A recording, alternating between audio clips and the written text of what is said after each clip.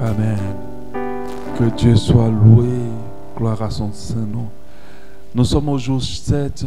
Je vous salue dans le nom puissant de notre Seigneur Jésus, Christ de Nazareth. Alléluia. Aujourd'hui, nous allons voir les ennemis de la présence de Dieu. On a vu les différentes manifestations de la parole de Dieu, ça nous a fait du bien. Aujourd'hui, nous allons voir les ennemis de la présence de Dieu. Alléluia. Comme je le disais tout à l'heure, la mort à la croix de Jésus, lorsque Jésus a expiré à la croix, un acte symbolique s'est passé, un acte important s'est passé. Le voile s'est déchiré. C'est déchiré, ce n'était pas n'importe quel voile. C'était le voile qui donnait accès au lieu très saint. Ce lieu-là était seulement accessible qu'aux sacrificateurs, aux Lévites. Quiconque n'avait pas le droit d'y accéder. Même eux-mêmes, à des moments précis ou bien à des niveaux de consécration précis, ils ne pouvaient pas y avoir accès. Parce qu'il fallait se sanctifier à un niveau pour pouvoir arriver dans le lieu très saint. Mais quand Jésus est mort à la croix de Golgotha, le voile qui séparait le lieu saint du lieu très saint s'est déchiré et a donné accès à quiconque veut se connecter à Dieu, à quiconque veut rentrer dans la présence de Dieu. Donc, comme le Seigneur a dit, dans les derniers temps, mon esprit sera répandu sur toute chair. Nous avons tous accès à la présence de Dieu. La présence de Dieu, c'est un lieu où ce n'est pas les riches seulement qui ont accès. Ce n'est pas les plus populaires, ce n'est pas les plus distingués, ce n'est pas les VIP, c'est quiconque. Ce n'est pas les anciens ou les nouveaux, c'est quiconque veut rentrer dans cet accès a le droit d'y rentrer. Alléluia. C'est là notre Dieu, il fait la différence. Parce que n'importe qui ne rentre pas chez un président, n'importe qui ne rentre pas, monte pas au 7e étage, aller voir le DG. Alléluia. Mais notre Dieu, quiconque peut avoir accès à lui, s'il veut avoir accès à lui. Mais le problème, c'est que la présence de Dieu est désormais, est devenue maintenant, comment on dit ça? La présence de Dieu, l'accès à la présence de Dieu a des ennemis. Le diable ou beaucoup de choses se sont levés comme des ennemis pour entraver notre accès à la présence de Dieu. La porte est ouverte, mais cette porte-là n'est pas facile d'accès. Quand je veux dire facile d'accès, il y a des choses qui se sont levées afin que nous n'ayons pas, nous n'entrons pas et que nous n'ayons pas l'habitude d'entrer dans la présence de Dieu. Notre entrée dans cette précieuse présence est combattue par pas mal de choses que nous allons nommer comme les ennemis de la présence de Dieu, notre accès à cette présence. Ces ennemis, qu'ils soient spirituels, émotionnels ou liés à des choix de vie, peuvent nous éloigner de Dieu et empêcher la plénitude. Parce qu'il faut comprendre, lorsqu'on va voir les différents niveaux de la présence de Dieu, il y a un niveau qu'on appelle la plénitude de la présence de Dieu. Alléluia. On va parler de ça à partir de demain. La plénitude de la présence de Dieu dans nos vies et de nous empêcher d'avoir accès à cette plénitude et nous priver de transformation, d'exaucement de la part de Dieu. Les ennemis de la présence de Dieu ne se trouvent pas seulement dans les réalités extérieures, mais également dans des aspects internes dans notre cœur et à notre âme. Nous allons entièrement les voir. Alléluia. Il y a des ennemis qui empêchent ou qui t'empêchent d'entrer dans la présence de Dieu ou qui t'éloignent de cette présence-là, qui ne veut pas que tu rentres dans cette présence, qui ne veut même pas que tu apprécies cette présence. Et nous allons voir ces différents ennemis au nom de Jésus ce soir. Je vais commencer directement avec le premier ennemi qu'on va appeler le principal ennemi de la présence de Dieu. Le principal, pas parce qu'il est unique, mais c'est le central ennemi de la présence de Dieu. C'est un ennemi central. Vous pouvez déjà deviner de quel ennemi je parle. C'est quoi? Le péché, évidemment. C'est le principal ennemi de la présence de Dieu. Parce que la parole de Dieu nous dit en Ésaïe 59, de 1 à 2. Mais non, la main de l'Éternel n'est pas trop courte pour nous sauver, et son oreille n'est pas sourde au point de ne plus nous entendre. J'ai lu une autre version. Ce sont nos fautes, nos péchés qui nous séparent de votre Dieu. Ce sont vos fautes, vos péchés qui vous séparent de votre Dieu. C'est à cause de vos péchés qu'il s'est détourné loin de vous pour ne plus vous entendre. Alléluia. Le péché est la barrière numéro 1 qui sépare l'homme de Dieu. c'est l'ennemi numéro 1 qui sépare l'homme de Dieu, pour mieux dire, qui éloigne l'homme de Dieu. L'homme de Dieu. Ce n'est pas l'homme de Dieu. Hein. L'homme, je ne sais pas comment il dit, l'homme de l'éternel. Non, bon, je ne sais pas comment dire. Vous allez entendre un homme de Dieu. Non. Le péché éloigne le croyant de Dieu. Alléluia, là c'est plus clair. Il crée une distance spirituelle entre nous et Dieu. Il crée une distance spirituelle entre nous et Dieu. Dieu nous prive de sa gloire, de sa présence. Nous l'avons vu clairement avec Adam et Ève. S'ils n'avaient pas péché, ils seraient restés dans le jardin d'Éden, parce que le jardin d'Éden était le lieu où la présence de Dieu régnait. Je ne parle pas de la présence de Dieu omniprésence, je parle de la présence de Dieu manifeste. Alléluia. C'était l'endroit où la présence de Dieu se manifestait. Et comme Adam et Ève ont péché, ils ont été séparés de Dieu. Le péché, c'est crée la séparation de Dieu. Genèse 3. Alléluia. Amen. Donc l'ennemi numéro 1 et principal de la présence de Dieu, c'est le péché. Lorsque nous péchons, nous nous éloignons de Dieu. Nous nous éloignons de sa présence. Alléluia. Lorsque nous péchons, nous nous éloignons. Même il y a plusieurs d'entre nous, lorsqu'ils ont commis un péché, ils ne veulent même plus prier. Ils ne veulent plus rentrer dans la présence de Dieu. Ils préfèrent se tenir à l'écart jusqu'à ce qu'ils sentent qu'ils ont évacué le péché, qu'ils ont été pardonnés. Alléluia. Mais j'aimerais dire à beaucoup de personnes d'entre nous que Dieu n'est pas venu pour les bien portants. Il est venu pour ceux qui sont malades. Au contraire, lorsque on pêche, l'endroit où on doit courir le plus vite possible, c'est dans la présence de Dieu. Alléluia. C'est là-bas qu'on doit courir le plus vite possible. C'est l'endroit immédiat qu'on doit chercher. Alléluia. Comme a été le cas de David. Quand il a péché et quand Dieu a révélé son péché, il n'a pas dit que je m'éloigne de Dieu. C'est sûr que Dieu ne va plus m'écouter. C'est sûr que Dieu ne m'aime plus. C'est sûr que Dieu ne va même plus me voir. Non. Il est rentré dans la présence de Dieu et il a pleuré et supplié Dieu de le pardonner. Mais il était dans la présence de Dieu. Parmi des péchés, il y a des péchés qui sont très puissants pour nous séparer de la présence de Dieu. Je sais que quand je dis ça, tu penses déjà à l'impudicité. Mais ce n'est pas à ça que je pense en premier. Le péché le plus dangereux pour l'enfant de Dieu, le péché le plus grave d'un enfant de Dieu, c'est l'orgueil. C'est l'orgueil. C'est le péché le plus dangereux d'un enfant de Dieu. Alléluia. Parce que la parole de Dieu, quand elle nous parle, elle dit que Dieu résiste à un seul péché, il résiste à l'orgueil et il fait grâce aux humbles. Mais quand on parle d'orgueil, généralement la majorité des chrétiens ne se sentent pas concernés par l'orgueil. Mais c'est dangereux parfois parce que la majorité des chrétiens sont victimes d'orgueil. Sont atteints par l'orgueil. Alléluia. L'orgueil nous pousse parfois à ne plus nous reposer sur Dieu, à ne plus compter sur lui, à regarder à nos efforts, à nos forces, à ne plus reconnaître notre état. Quand Dieu passe tantôt d'une manière, tantôt d'une autre pour nous parler de notre faiblesse, nous ne voulons pas écouter. Et ça, c'est l'orgueil.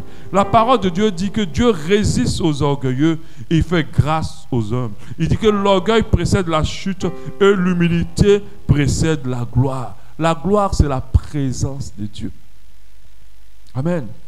Quand on parle de gloire, on ne peut pas parler de gloire. La gloire, dans la parole de Dieu, c'est un synonyme de la présence de Dieu. Quand on dit Seigneur, fais-moi voir ta gloire, on dit Seigneur, manifeste ta présence. Alléluia. Donc les orgueilleux s'éloignent de Dieu. Dieu n'a même pas le temps de les écouter. Dieu leur cache sa face. Alléluia. Dieu leur cache sa face et on l'a vu avec, comment il s'appelle, Saül. Alléluia. L'orgueil. Il était rempli de lui. Parce qu'il était roi, il avait oublié que c'était Dieu qui l'avait fait. Et il voulait faire les choses sans Dieu. Alors Dieu lui a retiré sa présence. Alléluia. Et il a perdu sa royauté. Il a perdu sa puissance. Parce qu'il était orgueilleux. Alléluia. Soyons humbles. Parce que Dieu élève les humbles. Mais soyons encore plus humbles. Parce que l'humble a accès à Dieu. L'humble, je veux dire, favorise la présence de Dieu autour de lui. Dieu est toujours avec ceux qui ont le cœur simple et humble. Dieu est toujours avec ceux qui ont le cœur simple et humble. C'est pour ça que nous devons constamment travailler à notre humilité. C'est vrai, ce n'est pas facile. C'est l'une des choses les plus difficiles parfois. Mais nous ne devons pas cesser et arrêter de travailler à notre humilité. Parce que la présence de Dieu est plus effective dans la vie de l'humble. Alléluia. L'un des péchés aussi, c'est la désobéissance aussi. La désobéissance. Il y a certains désobéissants qui ne vont pas t'arracher la présence de Dieu, mais il y a certains désobéissants qui vont t'arracher la présence de Dieu. Faisons très attention lorsque Dieu nous dit et que nous n'écoutons pas. Faisons attention. Alléluia. Amen. Faisons très attention.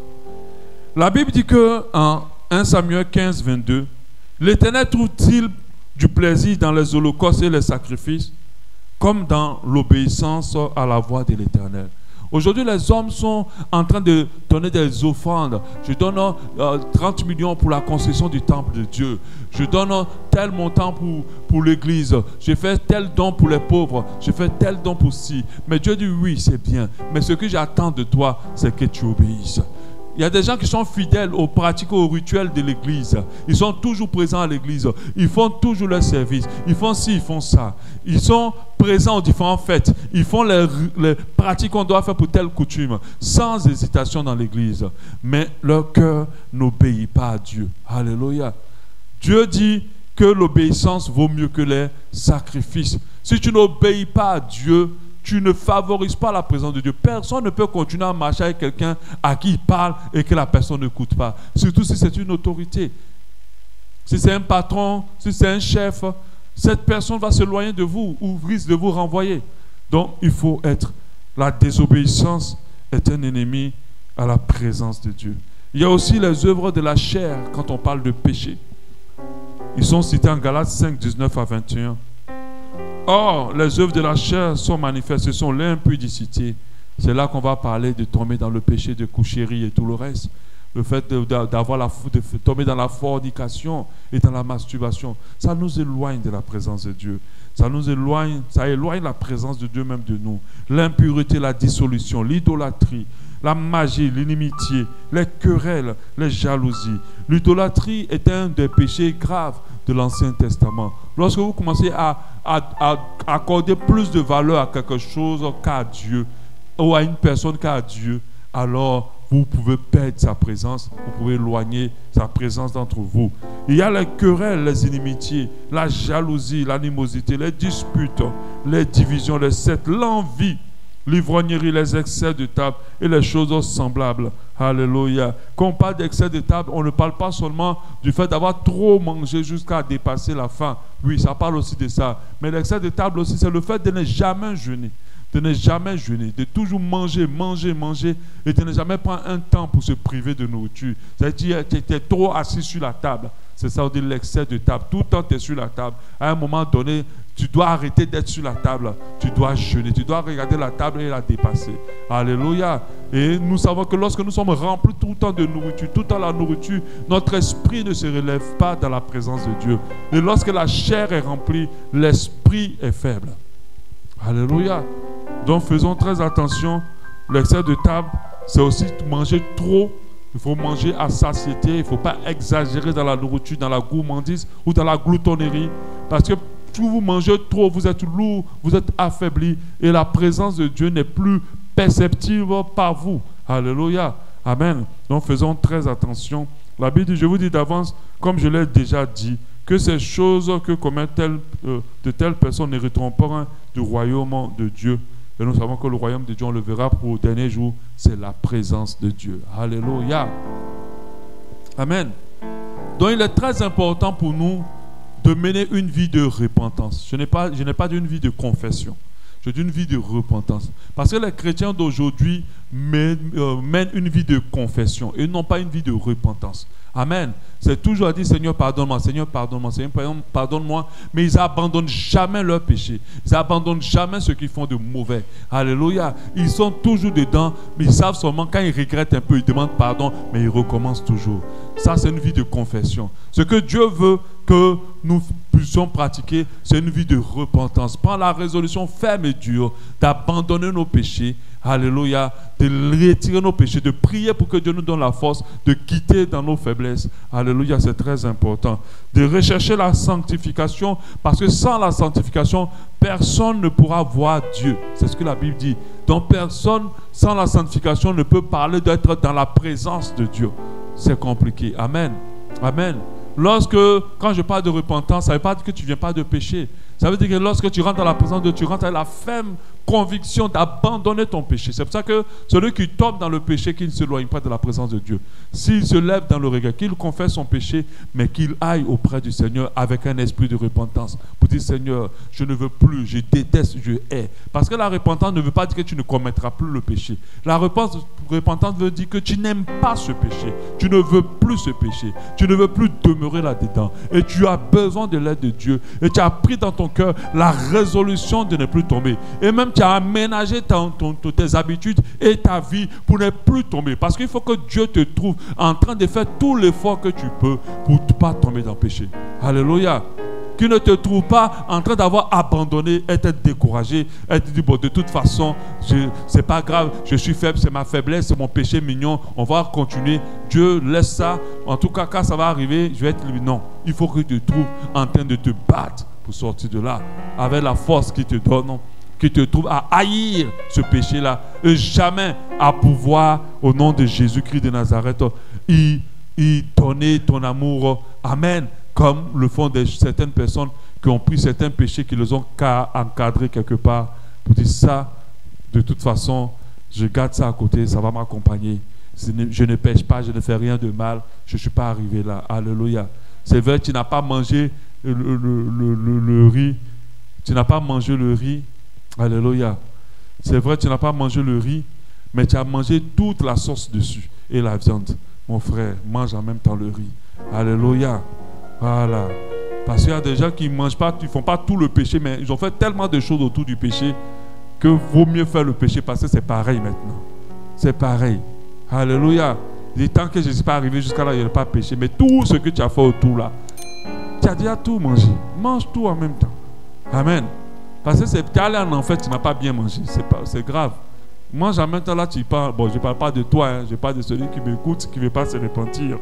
Parce que toi et moi, on ira au royaume des cieux. L'ennemi 2. Alléluia. L'ennemi 2, le premier ennemi, c'est le péché. Ça nous éloigne de la présence de Dieu. L'ennemi 2, c'est la distraction. C'est le voleur silencieux de la présence de Dieu. La distraction est le voleur silencieux de la présence de Dieu. On ne s'en rend pas compte, mais au fur et à mesure, on voit qu'on est maintenant un peu loin de Dieu. On ne comprend pas. Parce qu'une distraction est venue s'imposer à nous et du coup, on ne sent plus qu'on a la même relation avec Dieu. On se retrouve vraiment à ne plus, lorsqu'on se lève le matin, à soupirer à cette présence, mais on soupire maintenant à autre chose. Et là, c'est la distraction, le voleur silencieux de la présence de Dieu. Alléluia. Et pour cela, nous allons lire rapidement le courriel dont je vous avais parlé de Satan qui faisait un colloque avec ses démons. Et je ne sais pas si c'est vrai ou c'est faux, mais je sais que la pensée de cette lettre est vérité, est vraie. C'est le programme du diable. Et voilà ce qu'il a dit. On dit dans son discours d'ouverture adressé à tous les anges déchus, le diable a déclaré. Nous ne pouvons pas empêcher les chrétiens d'aller à l'église. Oui, ils ne peuvent pas empêcher les chrétiens d'aller à l'église. Nous ne pouvons pas les empêcher de lire leur Bible. Donc le diable dit à ses démons, nous ne pouvons pas empêcher les chrétiens d'aller à l'église. Nous ne pouvons pas les empêcher de lire leur Bible et de connaître la vérité. Nous ne pouvons même pas les empêcher de faire l'expérience d'une relation avec Jésus-Christ.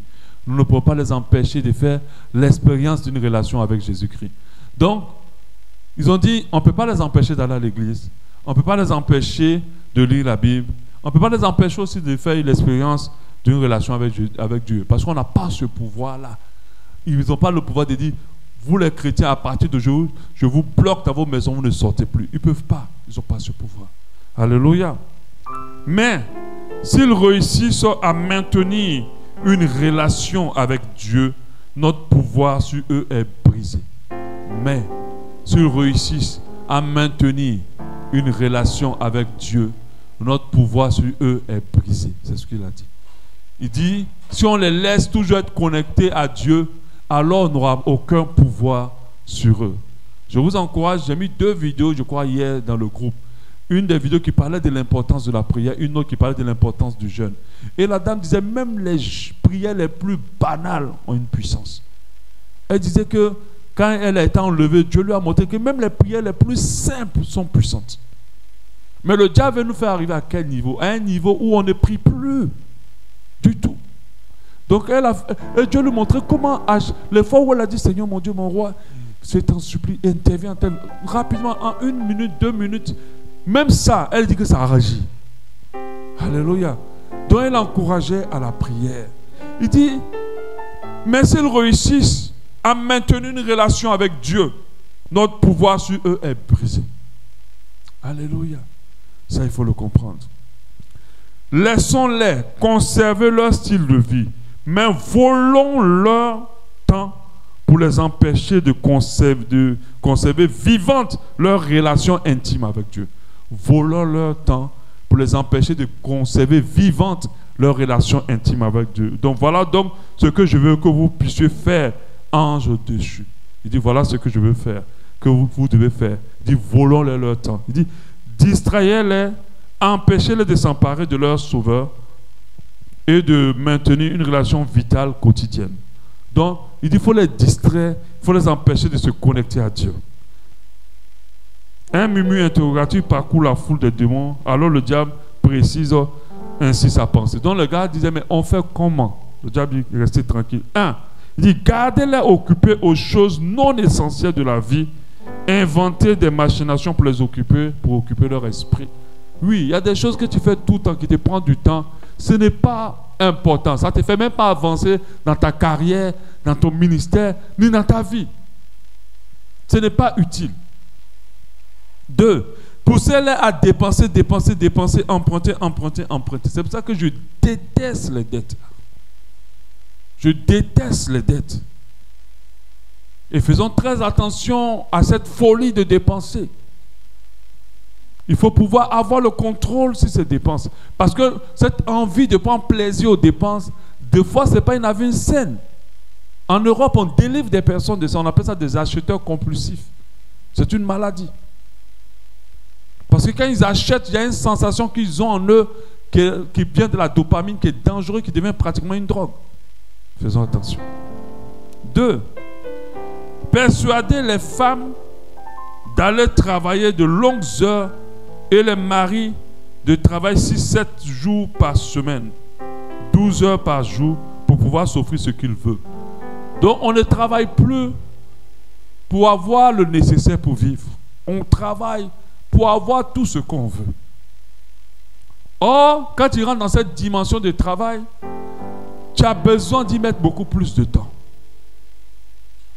Et des fois, on est tellement occupé par le travail que la présence de Dieu commence à s'éloigner. S'éloigner. Et on devient étranger à la présence de Dieu. Travaillons pour vivre, pour notre nécessaire. Amen. Mais ne vivons surtout pas pour travailler. Amen. Ne vivons pas, ne dédions pas notre vie au travail. C'est parce que nos convoitises sont plus grandes que l'homme travaille au-delà de ce qu'il faut. C'est parce qu'on veut plus, qu'on est dans un monde un peu concurrentiel, qu'on est dans un monde rempli de convoitises, qu'on travaille au-delà de ce qu'il nous faut. Alléluia. Moi, je ne m'amuse pas avec ça. Quand je sens que je dois lever le pied, je lève le pied. Quand un client vient, je lui dis, je ne suis pas disponible. Je lève le pied. C'est bizarre, mais dans le monde professionnel, c'est comme si tu n'es pas un bon professionnel. Mais si, tu es un bon professionnel. Parce qu'il y a quelque chose que dans tout ça, on ne doit pas te voler. La présence de Dieu. Alléluia. 4.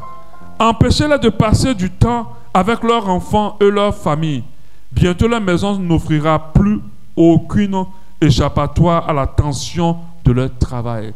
Après, on voit les familles sous pression, les enfants sous pression, parce que on empêche les pères, les mères de passer du temps. Quand papa rentre, il s'enferme dans la chambre, il est devant la télé, ou maman, ils sont fatigués même tellement, ils ne voient même plus les enfants.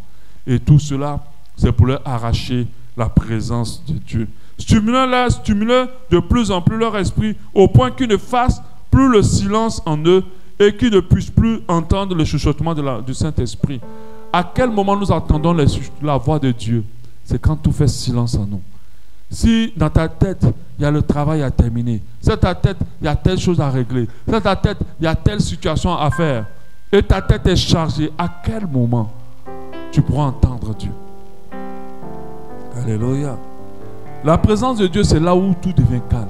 Tu t'es levé très tôt le matin, 4h, 5h, 3h ou minuit, tu te mets là, tu n'as pas à réfléchir à quoi que ce soit, et tu fais silence dans cette présence-là. C'est important. Poussez-les à mettre dans leur radio de la musique. Bon, ils ont dit cassette et CD, on en tue plus. Quand ils sont au volant, à la télévision, vidéo, CD, ordinateur, en permanence dans leur foyer. En fait, en réalité, on va traduire, poussez-les toujours à être sur les téléphones, à pouvoir visiter, voir, regarder, défiler, parcourir.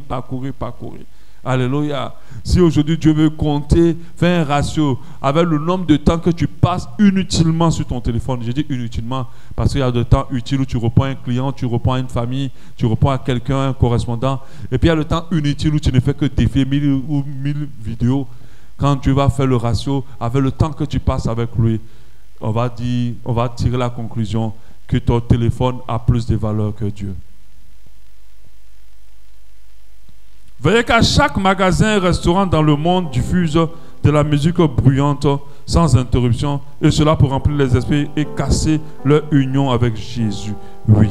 Couvrez les tables basses de magasins, de journaux et des murs de panneaux publicitaires pour qu'ils soient envahis de nouvelles informations 24/24.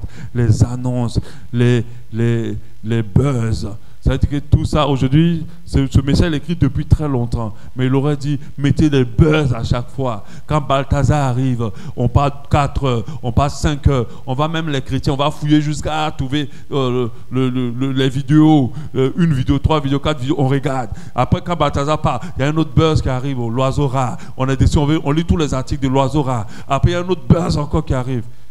Ça veut dire que ça ne s'arrête pas. Là, actuellement, le buzz du moment, c'est quoi? Dis la vérité, tu connais. Hein, Prisca? À chaque fois, il y a un buzz. Alléluia. Mettez beaucoup de mannequins maigres et magnifiques sur le premier étage de magazine pour que les hommes croient que la beauté extérieure est plus importante que la beauté intérieure. En ce moment-là, ils seront mécontents de leurs femmes et cela brisera très vite les familles. Oui, ils vont croire que la beauté extérieure est plus importante que la beauté intérieure. Dans leur moment de liberté, poussez-les à préférer n'importe quelle activité calme de la détente de la prière. Qu'ils soient excessifs, qu'ils reviennent de ces moments complètement épuisés, insatisfaits et troublés intérieurement. Donc, dans le moment où tu ne travailles pas, il dit, pousse-les à autre chose qu'à la présence de Dieu, qu'à la méditation, qu'à la prière. Ne les laissez pas aller dans la nature pour méditer les merveilles de Dieu. Envoyez-les dans des parcs d'attractions, voir les événements sportifs, assister à des concerts, aller au cinéma. Gardez-les occupés. Et quand ils se rencontrent pour des rencontres spirituelles, entraînez-les dans les commérages, les bavardages, et qu'ils s'en aillent après ces rencontres avec l'esprit troublé et les émotions en ébullition. Quand ils se rencontrent dans les moments de prière. Et nous, on a vécu ça ici. Quand on fait parfois nos temps de retraite, on a démantelé c'est pas vous, mais c'est passé à 2 ou 3 reprises. Des personnes qui sont là pendant le temps de la pause. C'est maintenant réunion de commérage. On a démantelé des réunions de commérage. On vient pour faire retraite spirituelle. Et vous venez faire le commérage. Allez-y, laissez-les s'engager pour gagner les âmes, mais remplissez leur vie tellement de bonnes causes qui ne croient qu'en eux et n'aient pas le temps de chercher la puissance venant de Dieu. Très bientôt, ils travailleront et feront tout cela de leur propre force, en faisant sacrifice de leur santé, de leur famille pour les bonnes causes, et cela va marcher. Oui, cela va marcher. Les démons hésitaient, c'était vraiment une très bonne convention. Alors les anges déchus partis très vite mettre en pratique la leçon apprise, occuper les chrétiens, les stresser et les pousser à courir ici et là. Le diable a-t-il réussi sa mission? Ou le diable est-il en train de réussir sa mission? Agissons-nous pour l'empêcher? Oui, le diable est en train de réussir sa mission. Les enfants de Dieu sont occupés, stressés. Pour la présence de Dieu, ça ne sert à rien si ton esprit n'est pas posé. Tu ne peux pas la ressentir. Tu ne peux pas la voir se manifester. Quand nous voulons ressentir et vivre la présence de Dieu, alors nous devons nous mettre dans une disposition de calme complet. Alléluia. Nous avons la partie de Luc 10 au verset 41. Le Seigneur pouvait dire, Matt, tu t'inquiètes et tu t'agites pour beaucoup de choses. Une seule chose est nécessaire, c'est ce que Marie a fait, être dans la présence du Seigneur. Parce que si tu priorises la présence du Seigneur, tu auras le temps pour régler toutes les choses qui te troublent. Alléluia. Tu auras le temps pour régler toutes les choses qui te prennent du temps. Tu auras la sagesse, l'intelligence, l'inspiration pour gérer tout. La présence de Dieu est la priorité de nos vies. Si nous la négligeons, tout sera encore plus compliqué pour nous. Tout sera encore plus difficile pour nous. Tout sera encore plus difficile à gérer pour nous. Et nous serons dans des troubles. Alléluia. Ne te lève pas un matin pour dire non, il faut que je fasse rapidement une chose. Lève-toi ce matin, même si la chose est la plus précieuse au monde, entre d'abord dans la présence de Dieu. Tu vas voir que tu vas non seulement passer du bon temps avec Dieu, et tu finiras ces choses-là au nom de Jésus. Alléluia. Faisons attention. La distraction n'est pas un péché. Mais le problème, c'est que la distraction peut nous tuer notre intimité avec Dieu. La distraction peut tuer notre connexion avec Dieu. Faisons très attention. C'est pour ça que quand tu sors avec tes enfants pour aller quelque part, ne dis pas que nous venons pour nous distraire un peu. Ne le dis pas. Parce que la distraction, ça t'éloigner du but. Quelqu'un qui est distrait, ça veut dire qu'il n'a plus le focus sur ce qui est important. Au contraire, on va dire, on est venu se détendre un peu. C'est différent. Alléluia. Nous sommes là pour nous détendre et non pas pour nous distraire. Amen. Donc la distraction, c'est une mauvaise chose. Amen. Et dans toutes ces choses d'occupation, on est tellement occupé parfois à gagner le monde que nous pouvons tuer la présence de Dieu. Il y a d'autres qui sont occupés à se faire une carrière, occupés à gagner des prix, occupés à atteindre des sommets, occupés à construire des maisons, occupés à pouvoir atteindre des niveaux. Et ils sont tellement distraits, déconnectés de la présence de Dieu. La parole de Dieu nous dit, en Jacques 4, au verset 4, au verset 3, vous demandez et vous ne recevez pas parce que vous demandez mal dans le but de satisfaire vos passions. Adultères que vous êtes, ne savez-vous pas que l'amour du monde est inimitié contre Dieu? Celui qui veut être ami du monde sera ennemi de Dieu. Donc ça veut dire que si le monde est notre aspiration principale, nous nous éloignerons de la présence de Dieu. Alléluia. On va avancer vite. Je vais prendre le troisième. Si je ne finis pas, je continuerai demain. Pour ne pas trop que ça soit long. Le manque de foi est un obstacle à la présence de Dieu. Oui. Le manque de foi est un obstacle. La parole de Dieu dit en Hébreux 11:6. Or, sans la foi, il est impossible de lui être agréable. Et puis regarde ce que la parole de Dieu dit par la suite. Car il faut que celui qui s'approche de Dieu, croit que Dieu existe et qu'il récompense ceux qui le cherchent ou qu'il est le rémunérateur de ceux qui le cherchent. Donc si tu t'approches de Dieu et tu ne crois pas en ce qu'il est, tu ne crois pas en son existence et tu ne crois pas en ses capacités, tu ne peux pas avoir accès à la présence de Dieu. On a accès à la présence de Dieu parce que nous croyons que Dieu existe. Amen. Nous croyons qu'il nous écoute. Nous croyons qu'il nous entend. Nous croyons qu'il parle. Nous croyons qu'il est là. C'est par la foi que nous nous retirons dans un coin et que nous parlons à un être que nous ne voyons pas. Et cette foi nous permet de pouvoir ressentir cette présence et de pouvoir la voir se manifester dans notre vie. C'est par la foi. Regardez le temps qu'on investit, l'argent qu'on investit, le temps que nous prenons pour un Dieu que nous n'avons jamais vu de nos yeux. Il n'y a que la foi pour croire qu'il existe et qu'il est le rémunérateur de ceux qui le cherchent. Le doute et l'incrédulité nous empêchent de voir Dieu, nous empêchent d'expérimenter sa présence. Le doute et l'incrédulité nous empêchent de voir Dieu, nous empêchent d'expérimenter sa présence. Et ça a été très fatal pour les Israélites. Quand Dieu les a sortis du désert, ils étaient en train de douter. Ils regardaient à la réalité et ils se disaient, est-ce qu'on va arriver là où il est en train de nous amener? La Bible dit en Hébreux 3, 19, aussi voyons-nous qui ne purent y entrer à cause de leur incrédulité. À cause de leur incrédulité, la promesse ne s'est pas accomplie. Alléluia. Donc nous devons comprendre que ce qui favorise la présence de Dieu, c'est notre foi. Si tu es incrédule, si tu doutes, alors c'est un ennemi à la présence de Dieu. Parce que si tu ne le crois pas, tu ne peux pas le voir. Si tu ne crois pas, tu ne peux pas le voir.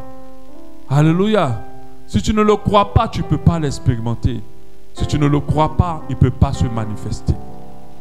Donc comprenons que lorsque nous doutons, nous armons un ennemi contre la présence de Dieu.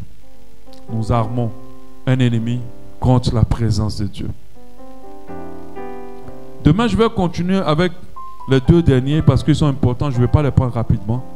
Ce que nous devons retenir, c'est que le diable ne veut pas que nous rentrions dans la présence de Dieu. Il connaît l'importance de la présence de Dieu pour nous. Il connaît la valeur et la puissance de la présence de Dieu. Il y a des ennemis qui sont levés. Il y a un des ennemis qui dépend de nous, c'est le péché. Il faut qu'on apprenne à s'éloigner. La Bible dit que sans la sanctification, personne ne verra Dieu. On peut retraduire le verset, sans la sanctification, personne ne peut avoir accès à la présence de Dieu. La sanctification, ce n'est pas le fait de ne pas pécher. La sanctification, c'est un état d'esprit. C'est une haine de la saleté, c'est une haine du péché.